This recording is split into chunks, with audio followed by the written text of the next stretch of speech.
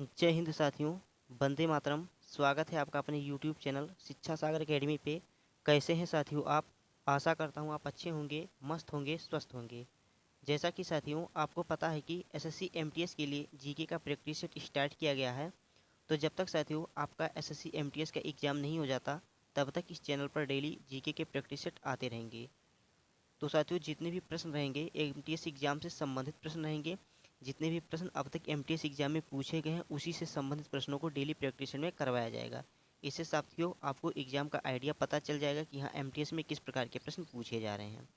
साथियों आपको पता भी है एमटीएस में जो कट ऑफ जाती है वह जीके और अंग्रेजी के विषय पे जाती है। साथियों आपको साथियों मैथ आता है या रीजनिंग आता है इससे एमटीएस को कोई लेना देना नहीं है। ये दोनों विषय सिर्फ और सिर्फ क्वालिफाई होंगे। बाकी जो आपका साथियों मेरिट लगता है, आपकी जो कट ऑफ जाएगी साथियों, ये जीके और अंग्रेजी यही दोनों विषय आपके तय करते हैं। तो साथियों जब तक आपका एमटीएस का एग्ज़ाम नहीं हो जाता तब तक हम जीके के प्रैक्टिस सेट आपको करवाते रहेंगे। और जितने भी प्रश्न करवाएंगे एमटीएस एग्ज़ाम से संबंधित प्रश्न को करवाएंगे। जितने भी प्रश्न साथियों अब तक एसएससी जिस एग्ज़ाम में पूछ चुका है उन्हीं प्रीवियस ईयर क्वेश्चन को आपको मैं प्रैक्टिस सेट में डेली करवाऊंगा। और जैसा कि साथियों आपको पता है कि एसएससी जीडी की भी भर्ती आ चुकी है, नोटिफिकेशन उसका आ गया है साथियों। तो इसमें से कई बच्चे एसएससी जीडी की भी तैयारी कर रहे होंगे। तो उनके लिए मैं बता दूं साथियों आपका साथियों 6 सितंबर से साथियों आपके लिए जीके के और रीजनिंग साथियों और उसके बाद में आपका हिंदी, ये तीनों विषय एक साथ करवाएंगे। बाकी जो बच्चे एमटीएस एग्ज़ाम की तैयारी कर रहे हैं वह एसएससी जीडी वाली क्लास ज़रूर देखना, क्योंकि उसमें जो साथियों आपका जीके का जब सेशन करवाएंगे तो वो साथियों एमटीएस और जीके इन दोनों एग्ज़ाम से संबंधित रहेगा। तो साथियों जब जीके का जब हम साथियों जीडी के लिए प्रैक्टिस सेट करवाएंगे तो उनमें साथियों कौन कौन से विषय रहेंगे, जीके रहेगा, उसमें आपका हिंदी रहेगा और साथियों आपका रीजनिंग रहेगा। तो जो बच्चे एमटीएस की तैयारी कर रहे हैं वे इसमें से जीके के प्रश्न को देखना मत भूलिएगा, क्योंकि जीके का साथियों कोई भी निचोड़ नहीं होता, कहीं भी पूछा जा सकता है। तो साथियों 6 तारीख से आपकी क्लास एसएससी जीडी तथा एमटीएस दोनों के लिए साथियों एक साथ होगी। तो उस क्लास में साथियों जुड़ना मत भूलिएगा। अभी तो साथियों आपके लिए केवल जीके का प्रैक्टिस सेट ही आएगा। तो चलिए साथियों बातें बहुत ज़्यादा हो गई, अब हम अपनी क्लास की ओर बढ़ते हैं। चलिए अब हम प्रश्न नंबर 1 की ओर बढ़ते हैं। जैसा कि साथियों आपको स्क्रीन पे प्रश्न नंबर 1 दिख रहा होगा। प्रश्न है कि मटकी किस राज्य का लोकप्रिय नृत्य है। इंपॉर्टेंट प्रश्न है साथियों, प्रीवियस एग्जाम में पूछा गया प्रश्न है कि मटकी किस राज्य का लोकप्रिय नृत्य है। तो साथियों हम बात करें मटकी की तो ये मध्य प्रदेश राज्य का साथियों लोकप्रिय नृत्य है। कहाँ का है? तो मध्य प्रदेश राज्य का लोकप्रिय नृत्य है। देखिए साथियों माँ से होता है साथियों मटकी और माँ से होता है साथियों आपका मध्य प्रदेश। याद करने की ट्रिक है साथियों, तो माँ से मटकी और माँ से मध्य प्रदेश। तो मटकी साथियों मध्य प्रदेश राज्य का लोकप्रिय नृत्य है। चलिए अगले प्रश्न की ओर बढ़ते हैं। नेक्स्ट प्रश्न है साथियों, प्रश्न नंबर 2 है। प्रश्न की कौन सी भारत की सबसे पुरानी फुटबॉल प्रतियोगिता है। इंपॉर्टेंट प्रश्न है साथियों, स्टार लगा के चलिए प्रश्न को, एग्जाम में हो सकता है ऐसे प्रश्न पूछा जाए और एसएससी पूछता भी है साथियों। प्रश्न की कौन सी भारत की सबसे पुरानी फुटबॉल प्रतियोगिता है। ऑप्शन है साथियों फेडरेशन कप, ऑप्शन 2 है साथियों डूरंड कप, ऑप्शन 3 है बीसी राय ट्रॉफी और ऑप्शन नंबर 4 है संतोष ट्रॉफी। तो साथियों प्रश्न था कि भारत की सबसे पुरानी साथियों पुरानी फुटबॉल प्रतियोगिता कौन सी है। तो भारत की सबसे पुरानी फुटबॉल प्रतियोगिता है आपकी डूरंड कप। कौन सा है? तो साथियों यह डूरंड कप है। और किससे संबंधित है? तो यह फुटबॉल से संबंधित है। किससे साथियों? तो फुटबॉल से संबंधित है। और भारत की साथियों सबसे पुरानी फुटबॉल प्रतियोगिता है डूरंड कप। इंपॉर्टेंट प्रश्न है साथियों, एग्जाम में पूछा जा सकता है। एग्जामिनर यदि फुल मूड में रहेगा तो आपसे ऐसे प्रश्न की डिमांड कर सकता है। चलिए अब हम अगले प्रश्न की ओर बढ़ते हैं। नेक्स्ट क्वेश्चन है साथियों, प्रश्न नंबर 3 है। अथर और राइटर से संबंधित प्रश्न साथियों एग्जाम में पूछे जाते हैं। इससे संबंधित प्रश्न आपके एग्जाम में जरूर पूछे जाएंगे। 2 या 3 प्रश्न साथियों आपको डेली मैं प्रैक्टिस सेट में करवा दूंगा। इससे संबंधित प्रश्न साथियों 1 या 2 क्वेश्चन जरूर आपके एग्जाम में पूछे जाएंगे, क्योंकि साथियों पुस्तक और लेखक से संबंधित प्रश्न अब तक एसएससी पूछता भी आ रहा है। तो प्रश्न था कि केरल गॉड्स ऑन कंट्री नामक पुस्तक के लेखक कौन है। इंपॉर्टेंट है साथियों Kerala God's own country.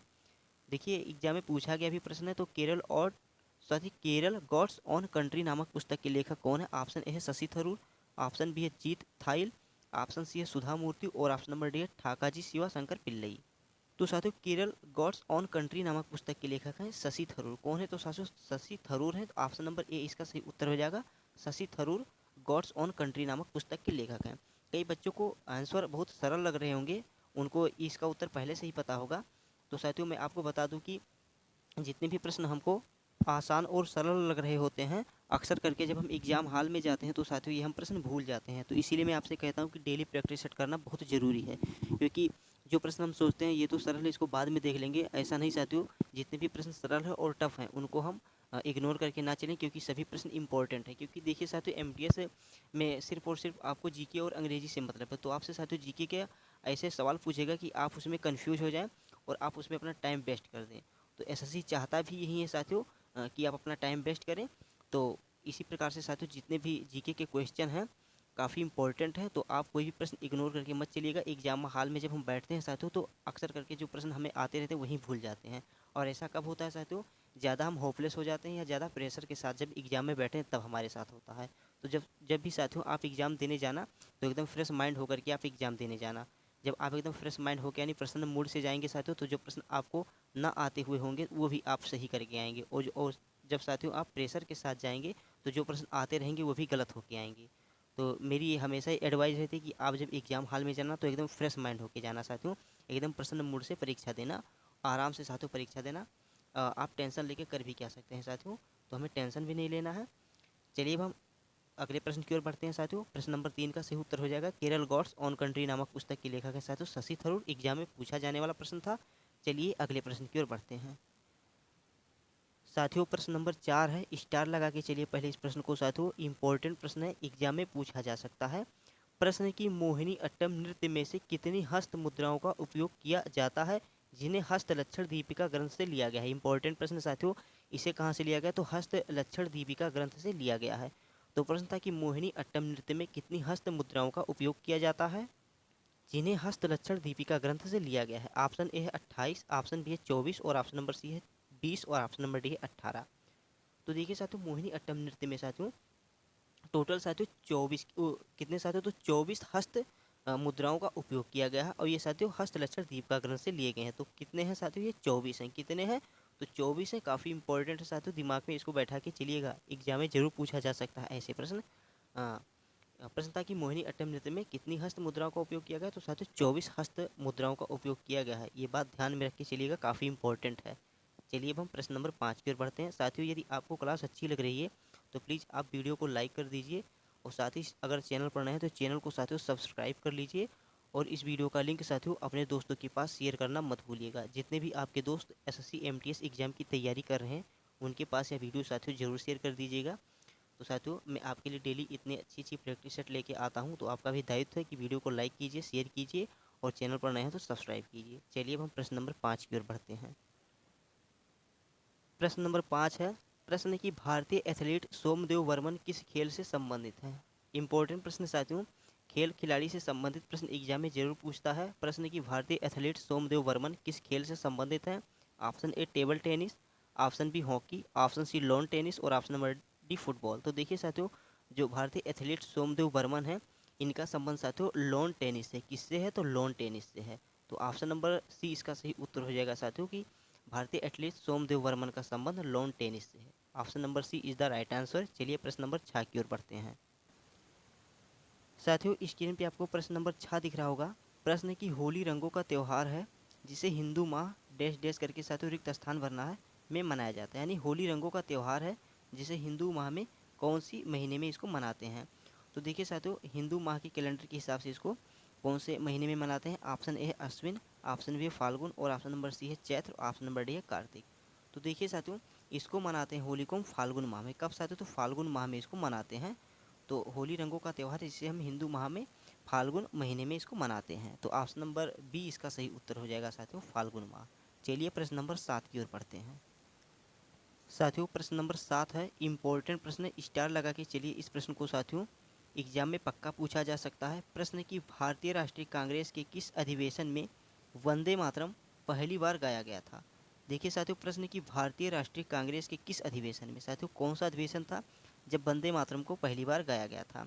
Option A 1896, option B 1899, option C 1898 और ऑप्शन नंबर डी 1897। तो देखिए साथियों, इसका सही उत्तर क्या हो जाएगा कि किस अधिवेशन में वंदे मातरम पहली बार गाया गया था। इंपॉर्टेंट प्रश्न है साथियों, तो ये गाया गया था 1896 में। कब, तो साथियों 1896 में साथियों वंदे मातरम पहली बार गाया गया था। और साथियों भारतीय राष्ट्रीय कांग्रेस के किस अधिवेशन में, तो प्रश्न है साथियों किस अधिवेशन में, तो ये 1896 में साथियों वंदे मातरम पहली बार गाया गया था। अगला प्रश्न है साथियों, प्रश्न नंबर 8 है, प्रश्न की भारतीय राष्ट्रीय कांग्रेस की प्रथम महिला अध्यक्ष का नाम बताइए। साथियों प्रश्न की भारतीय राष्ट्रीय कांग्रेस की प्रथम महिला अध्यक्ष का नाम बताइए। इंपॉर्टेंट प्रश्न है साथियों। प्रश्न बोला है कि भारतीय राष्ट्रीय किसकी, तो साथियों भारतीय राष्ट्रीय, ना कि केवल कांग्रेस की साथियों। तो भारतीय राष्ट्रीय कांग्रेस की प्रथम महिला अध्यक्ष का नाम बताइए साथियों। तो इसका सही उत्तर हो जाएगा साथियों, ये थी कौन, तो साथियों एनी बेसेंट। कौन थी, तो एनी बेसेंट थी जो साथियों भारतीय राष्ट्रीय कांग्रेस की प्रथम महिला अध्यक्ष थी। तो ऑप्शन नंबर 4 इसका सही उत्तर हो जाएगा साथियों, एनी बेसेंट भारतीय राष्ट्रीय कांग्रेस की प्रथम महिला अध्यक्ष थी। चलिए प्रश्न नंबर 9 की ओर बढ़ते हैं। नेक्स्ट प्रश्न है साथियों, प्रश्न नंबर 9 है, प्रश्न की सुभाष चंद्र बोस ने कांग्रेस अध्यक्ष पद से इस्तीफा कब दिया था।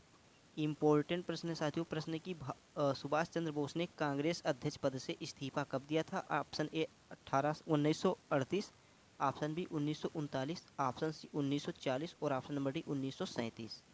तो साथियों इसका सही उत्तर हो जाएगा, सुभाष चंद्र बोस ने कांग्रेस अध्यक्ष पद से इस्तीफा 1939 में दिया था। कब दिया था साथियों, तो 1939 में दिया था। एक प्रश्न साथियों आपसे एग्जाम में बहुत बार पूछा गया है कि फॉरवर्ड ब्लॉक जो है साथियों कौन सा, तो फॉरवर्ड ब्लॉक साथियों कौन सा, तो फॉरवर्ड ब्लॉक की स्थापना किसने की थी। तो देखिए साथियों फॉरवर्ड ब्लॉक की स्थापना सुभाष चंद्र बोस ने ही की थी।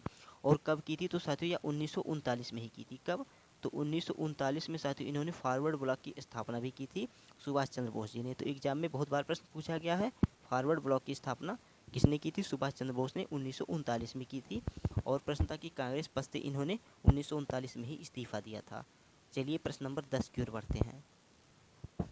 नेक्स्ट प्रश्न है साथियों, प्रश्न नंबर 10 है, प्रश्न की संविधान के किस अनुच्छेद के तहत एक नागरिक को कोई भी उपजीविका या व्यापार करने की स्वतंत्रता है। प्रश्न की संविधान के किस अनुच्छेद के तहत एक नागरिक को कोई भी उपजीविका या व्यापार करने की स्वतंत्रता है। तो ये है साथियों अनुच्छेद 19(1)(g)। कौन, तो साथियों अनुच्छेद 19(1)(g) जो है यह साथियों किसी भी नागरिक को कोई भी उपजीविका या व्यापार करने की स्वतंत्रता देता है। तो ऑप्शन नंबर ए इसका सही उत्तर हो जाएगा साथियों, अनुच्छेद 19(1)(g) हो है। चलिए प्रश्न नंबर 11 की ओर बढ़ते हैं। साथियों प्रश्न नंबर 11 है, प्रश्न की निम्नलिखित में से किस अनुच्छेद के तहत संपत्ति के अधिकार को कानूनी अधिकार के तहत स्थानांतरित किया गया। स्टार लगाइए साथियों, इस प्रश्न को एग्जाम में हो सकता है प्रश्न पूछ लिया जाए, क्योंकि साथियों जो संपत्ति का अधिकार है इसको कानूनी अधिकार के तहत कब स्थानांतरित किया गया था। बहुत ही इंपॉर्टेंट प्रश्न है साथियों। तो इसका सही उत्तर हो जाएगा साथियों अनुच्छेद 301 के तहत। किसके तहत, तो साथियों अनुच्छेद 301 के तहत साथियों संपत्ति के अधिकार को कानूनी अधिकार के तहत स्थानांतरित किया गया। तो ऑप्शन नंबर ए इसका सही उत्तर हो जाएगा साथियों, ऑप्शन नंबर ए अनुच्छेद 301(a), संपत्ति के अधिकार को कानूनी अधिकार के तहत स्थानांतरित कर दिया गया था। चलिए प्रश्न नंबर 12 की ओर बढ़ते हैं। स्क्रीन पे साथियों आपको प्रश्न नंबर 12 दिख रहा होगा। प्रश्न है साथियों, सूर्य पृथ्वी से लगभग कितना दूर है। इंपॉर्टेंट प्रश्न है साथियों, जो सूर्य है यह पृथ्वी से कितना दूर है। Option A 50 million, option B 20 million, option C 150 million और ऑप्शन नंबर सी 100 मिलियन।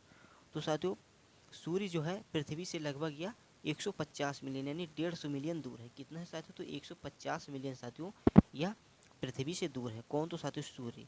तो सूर्य पृथ्वी से 150 मिलियन दूर है। ऑप्शन नंबर सी इसका सही उत्तर हो जाएगा साथियों, 150 मिलियन दूर। चलिए प्रश्न नंबर 13 की ओर बढ़ते हैं। प्रश्न नंबर 13 है साथियों, प्रश्न की भारत के सबसे दक्षिणी सिरे का क्या नाम है। साथियों भारत के सबसे दक्षिणी सिरे का क्या नाम है। Option A Karakoram, option B Indira Point, option C Calimere Point और option number D Indira call.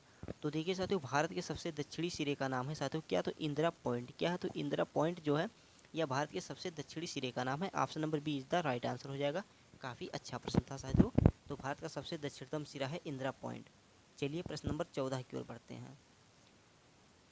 प्रश्न नंबर साथियों 14 है, काफ़ी अच्छा प्रश्न है, काफ़ी इंपॉर्टेंट है। स्टार लगा के चलिए प्रश्न को एग्जाम में पूछा जा सकता है साथियों। प्रश्न की भारत में श्वेत क्रांति को किस और नाम से भी जाना जाता है। साथियों भारत में जो श्वेत क्रांति थी इसको किस और नाम से जानते हैं। Option A Operation Milk, option B Operation Dairy और option number C Operation Flood और option number D Operation Dam. तो देखिए साथियों श्वेत क्रांति को किस और अन्य नाम से जानते हैं, तो इसको साथियों हम ऑपरेशन फ्लड के नाम से जानते हैं। किसके, तो ऑपरेशन फ्लड के नाम से साथियों श्वेत क्रांति को जाना जाता था। तो ऑप्शन नंबर सी इसका सही उत्तर हो जाएगा साथियों। बात करें साथियों भारत में तो श्वेत क्रांति के जनक कौन थे, तो साथियों श्वेत क्रांति के जनक वर्गीज कौन साथियों, तो वर्गीज कुरियन। कौन साथियों? तो वर्गीज कुरियन जो थे ये भारत में श्वेत क्रांति के जनक माने जाते हैं। इम्पोर्टेंट प्रश्न था साथियों, एग्जाम में पूछा जा सकता है कि भारत में श्वेत क्रांति के जनक कौन माने जाते हैं? तो वर्गीज कुरियन साथियों भारत में श्वेत क्रांति के जनक जाने जाते हैं। और श्वेत क्रांति का संबंध साथियों दुग्ध उत्पादन से है। तो भारत में श्वेत क्रांति के जनक वर्गीज कुरियन को जानते हैं ये। और श्वेत क्रांति को साथियों ऑपरेशन फ्लड के नाम से भी जाना जाता था। चलिए प्रश्न नंबर 15 की ओर बढ़ते हैं। साथियों फिर आपसे कह रहा हूँ कि यदि आपको क्लास अच्छी लग रही है तो प्लीज़ आप वीडियो को लाइक कर दीजिए। साथ ही अगर आप चैनल पर नए हैं तो चैनल को सब्सक्राइब कर लीजिए और इस वीडियो का लिंक अपने दोस्तों के पास शेयर करना मत भूलिएगा। जितने भी दोस्त आपके एमटीएस एग्जाम की तैयारी कर रहे हैं उनके लिए क्लास काफ़ी इंपॉर्टेंट होने वाली है। तो अब तक साथियों हमने टॉप 14 प्रश्न कर लिए हैं। बस आपके पास केवल साथियों 6 प्रश्न और बचे हैं। 20 प्रश्न को ही करवाएंगे हम आज। तो साथियों 14 प्रश्न हमने कर लिया, केवल 6 प्रश्न और बचे हैं। चलिए उन 6 प्रश्नों को जल्दी जल्दी कर लेते हैं। साथियों स्क्रीन पे प्रश्न नंबर 15 दिख रहा है। प्रश्न है कि सतलुज नदी घाटी में जल विद्युत उत्पादन और सिंचाई के लिए कौन सी परियोजना बनाई गई? इंपॉर्टेंट प्रश्न है साथियों, एग्जाम में पूछा जा सकता है। सतलुज नदी घाटी में जल विद्युत उत्पादन और सिंचाई के लिए कौन सी परियोजना बनाई गई? ऑप्शन ए नागार्जुन परियोजना, ऑप्शन बी हीराकुंड परियोजना, ऑप्शन सी भाखड़ा नांगल परियोजना, ऑप्शन डी सरदार सरोवर परियोजना। तो देखिए साथियों सतलुज नदी घाटी पे जल विद्युत उत्पादन और सिंचाई के लिए यह बनाई गई थी साथियों भाखड़ा नांगल परियोजना। कौन? तो साथियों भाखड़ा नांगल परियोजना साथियों सतलुज नदी घाटी पे बनाई गई थी। तो ऑप्शन नंबर सी इसका सही उत्तर हो जाएगा, भाखड़ा नांगल परियोजना। चलिए प्रश्न नंबर 16 की ओर बढ़ते हैं। प्रश्न नंबर 16 है साथियों, प्रश्न है कि सिलिकॉन डाई ऑक्साइड का सामान्य नाम क्या है? साथियों सिलिकॉन डाई ऑक्साइड का सामान्य नाम क्या है? ऑप्शन ए द आसमिक चूना, ऑप्शन बी सफ़ेद विट्रियोल, ऑप्शन सी क्वार्ट्ज और option number D plaster of Paris. तो देखिए सिलिकॉन डाई ऑक्साइड का सामान्य नाम है साथियों क्वार्ट्ज। क्या है? तो साथियों क्वार्ट्ज को हम सिलिकॉन डाई ऑक्साइड के नाम से भी जानते हैं। तो ऑप्शन नंबर सी इसका सही उत्तर हो जाएगा, सिलिकॉन डाई ऑक्साइड को क्वार्ट्ज के नाम से भी जाना जाता है। चलिए नेक्स्ट प्रश्न की ओर बढ़ते हैं। प्रश्न नंबर 17 है साथियों, प्रश्न की निम्नलिखित में से किस की जांच विडॉल टेस्ट के द्वारा की जाती है? इंपॉर्टेंट प्रश्न है साथियों, बहुत ही अच्छा प्रश्न है, इंपॉर्टेंट है, स्टार लगा के चलिए। प्रश्न की किसकी जांच विडॉल टेस्ट से की जाती है? ऑप्शन ए टाइफाइड बुखार, option B AIDS, option C क्षय रोग और ऑप्शन नंबर डी कैंसर। तो देखिए साथियों विडॉल टेस्ट जो होती है यह टाइफाइड बुखार किसकी? तो साथियों टाइफाइड बुखार की जाँच के लिए की जाती है। तो ऑप्शन नंबर ए इसका सही उत्तर हो जाएगा। एक प्रश्न आपके लिए साथियों कमेंट बॉक्स में बताना कि एलिसा टेस्ट साथियों कौन सा टेस्ट? तो एलिसा टेस्ट किसकी जांच के लिए होता है? ये एग्जाम में बताना, ओ सॉरी साथियों ये आप कमेंट बॉक्स में बताना एलिसा टेस्ट कौन सा टेस्ट साथियों? तो एलिसा टेस्ट किसकी जांच में किया जाता है? कमेंट में ज़रूर बताना। चलिए प्रश्न नंबर 18 की ओर बढ़ते हैं। नेक्स्ट प्रश्न है साथियों इंपॉर्टेंट प्रश्न है, स्टार लगा कि चलिए प्रश्न को पूछा जा सकता प्रश्न है। प्रश्न है कि विश्व मौसम विज्ञान संगठन WMO यानी वर्ल्ड मोशन ऑर्गेनाइजेशन की प्रथम महासचिव कौन बनी? साथियों प्रथम महासचिव कौन बनी थी विश्व मौसम विज्ञान संगठन की? तो ये बनी थी साथियों सेलेस्ट साउलो। कौन? तो साथियों सेलेस्ट साउलो जो है यह विश्व मौसम विज्ञान संगठन की प्रथम महासचिव बनी थी। तो ऑप्शन नंबर सी साथियों इसका सही उत्तर हो जाएगा। चलिए अगले प्रश्न की ओर बढ़ते हैं। नेक्स्ट प्रश्न है साथियों प्रश्न नंबर 19 है। प्रश्न की वर्ल्ड टेस्ट चैंपियनशिप 2023 का खिताब किस देश ने जीता? साथियों वर्ल्ड टेस्ट चैंपियनशिप 2023 का खिताब किस देश ने जीता? 4 ऑप्शन है साथियों, इसका उत्तर आप कमेंट में बताना। मैं इसका उत्तर अगर आप कमेंट में नहीं बता पाएंगे, आप कमेंट करेंगे तो मैं बता दूंगा। बाकी बहुत ही अच्छा प्रश्न है, बहुत ही आसान प्रश्न है, इसका उत्तर आप कमेंट में ज़रूर बताना। जो बच्चे कमेंट में इसका उत्तर बताएंगे, जिनका उत्तर सही रहेगा तो उसमें मैं लाइक का थंब सब दूंगा, और जिनका उत्तर गलत रहेगा तो साथियों उस पर मैं यस या नो जरूर लिख के बताऊँगा। बाकी इसका उत्तर आप कमेंट में ज़रूर बताना। ये प्रश्न आपके लिए रहा। प्रश्न नंबर 19 साथियों जो है वर्ल्ड टेस्ट चैंपियनशिप 2023 का खिताब किस देश ने जीता था? इसका उत्तर प्लीज़ आप कमेंट में जरूर बताना। 4 ऑप्शन है साथियों, चारों ऑप्शन में से एक इसका उत्तर है, तो उसका उत्तर आप कमेंट में जरूर बताना। चलिए अब हम प्रश्न नंबर 20 की ओर बढ़ते हैं। प्रश्न नंबर 20 है साथियों, बहुत ही अच्छा प्रश्न है, बहुत ही इंपॉर्टेंट प्रश्न है, स्टार लगा के चलिए प्रश्न को साथियों, क्योंकि साथियों नया सदस्य जब बनता है कोई तो एग्जाम में जरूर प्रश्न पूछा जाता है। तो देखिए प्रश्न है कि संघाई सहयोग संगठन यानी SCO इसका साथियों नवा साथियों सदस्य कौन बना? तो देखिए साथियों अस्थाई सहयोग संगठन SCO इसका नवा सदस्य कौन बना था? तो इसका साथियों नवा सदस्य बना था, यह बनने वाला देश है साथियों ईरान। तो ऑप्शन नंबर बी इसका सही उत्तर हो जाएगा साथियों।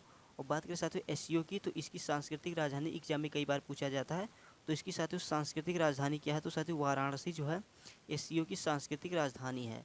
एग्जाम में कई बार प्रश्न पूछा गया कि SCO की सांस्कृतिक राजधानी साथियों कौन सी है? तो सांस्कृतिक राजधानी वाराणसी है। और प्रश्न था कि एससीओ जिसको हम संघाई सहयोग संगठन के नाम से जानते हैं, इसका 9वां सदस्य कौन सा साथियों? तो 9वां सदस्य कौन बना था? तो यह बना था साथियों ईरान। तो ऑप्शन नंबर बी इसका सही उत्तर हो जाएगा ईरान साथियों, 9वां सदस्य बना था एससीओ का। बस साथियों प्रश्न यहीं तक थे। आशा करता हूँ आपको वीडियो अच्छा लगा होगा। साथियों प्रश्न 20 में से आप कमेंट में बताना कि कितने प्रश्न आपने सही किए हैं, इसका उत्तर आप कमेंट में ज़रूर बताना। और जिन प्रश्नों का हमने उत्तर पूछा आपको वह भी आप कमेंट में ज़रूर बताना कि इसका उत्तर ये आएगा। तो साथियों प्रश्न 20 ही थे। आशा करता हूँ आपको क्लास अच्छी लगी होगी। यदि आपको क्लास अच्छी लगी है तो प्लीज़ आप वीडियो को लाइक कर देना। साथ ही अगर आप चैनल पर नए हैं तो चैनल को सब्सक्राइब कर लेना। और इस वीडियो का लिंक साथियों अपने दोस्तों के पास शेयर करना मत भूलिएगा। जितने भी दोस्त आपके एसएससी एमटीएस एग्जाम की तैयारी कर रहे हैं उनके लिए साथियों काफ़ी इंपॉर्टेंट क्लास है। तो प्लीज़ साथियों जितना हो सके उतना अपने दोस्तों के पास शेयर कीजिए, दोस्तों को लाइए साथियों, जोड़िए, क्योंकि क्लास काफ़ी इंपॉर्टेंट है। हो सकता है इस प्रैक्टिस सेट से 3 या 4 क्वेश्चन आपके एग्जाम में फंस जाएँ साथियों। यदि आपके एग्जाम में साथियों 4 क्वेश्चन फंसते हैं तो आपका साथियों डायरेक्ट 12 नंबर बनेगा। कितना बन जाएगा साथियों? तो डायरेक्ट 12 नंबर बनेगा, क्योंकि साथियों एक क्वेश्चन पे 3 मार्क्स हैं। तो आशा करता हूँ आपको अच्छा लगा होगा। चलिए अब हम मिलते हैं कल वाली वीडियो में। कल वाली वीडियो देखना मत भूलिएगा। तब तक के लिए साथियों जय हिंद, जय Bharat, Vande Mataram, take care, bye bye. अपना ख्याल रखना, मस्त रहना।